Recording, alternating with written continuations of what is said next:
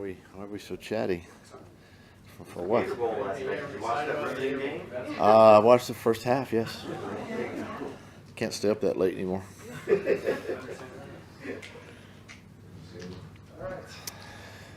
Ventrell Miller. Ventrell Miller ankle. Probably not going to make the game. We'll see today, but I doubt he makes it. And of course, Walker Little won't make the game. So those are the only two. Everybody else is good. I know Savage has been practicing, but is he out of protocol? He is. He cleared earlier in the week.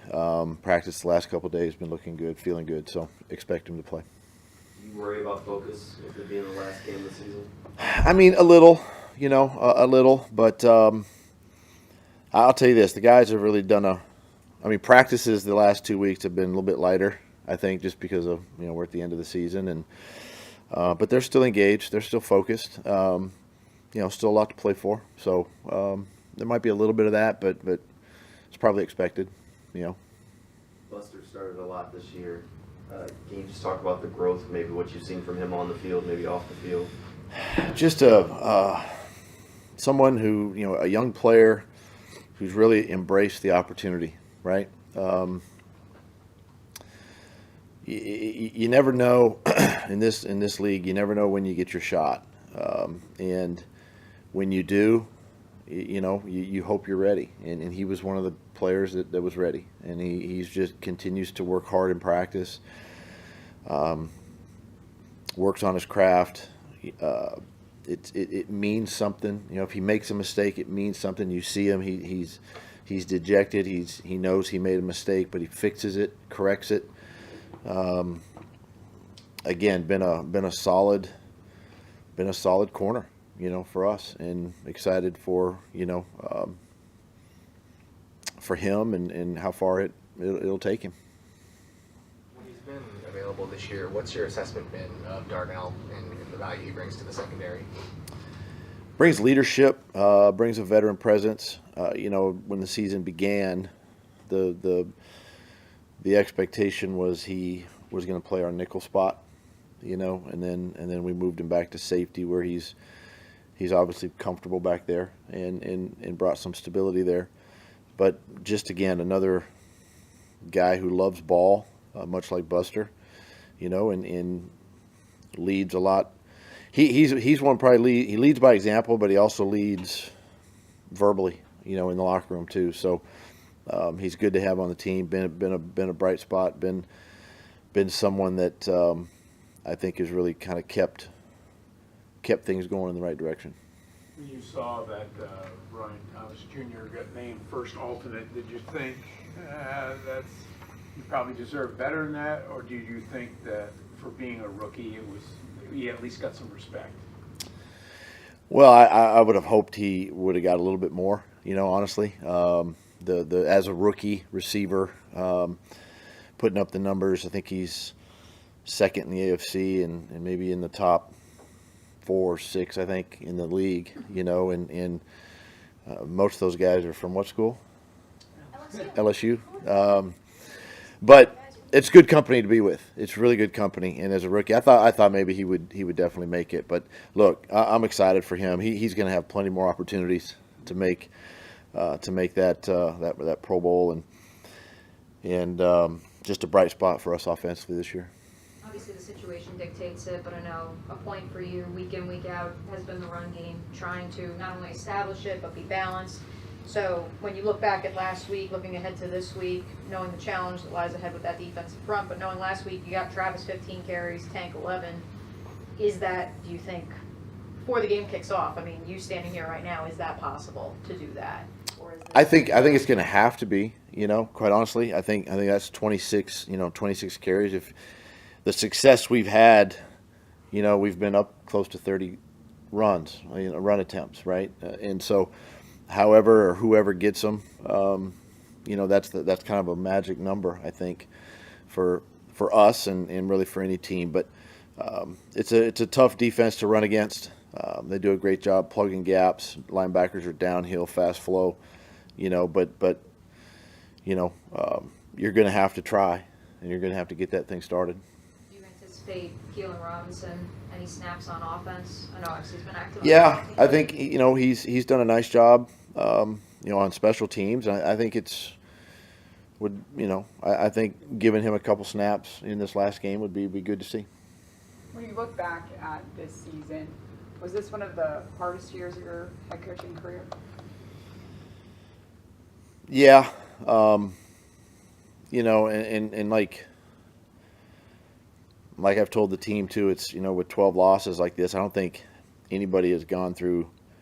I mean, you can go all the way back to like high school, middle school, have a season where you had 12 losses, and it's hard to. I think it's hard. The hardest thing probably is just keeping the guys in it each week, right? Mentally, it'd be easy for them to kind of check out.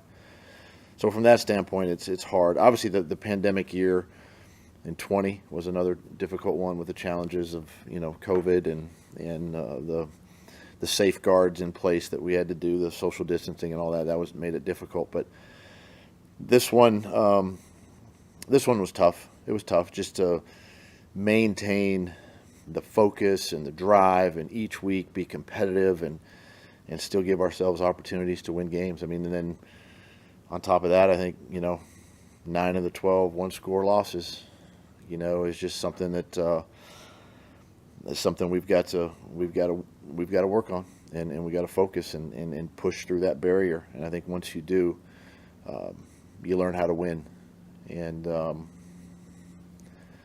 then you'll be better. You'll be better for it. You've coached in the NFL long enough to know that job security and job insecurity happens every year. How do you keep the people who love you and are your family, friends, from not, letting it affect them? Because you probably deal with it better than they do. Yeah, because I don't listen to it. I don't subject myself to reading. I don't get the notifications on my phone, things like that, or your friends telling my wife, "Oh, did you see what they said today?" I'm like, "Why did you say that?"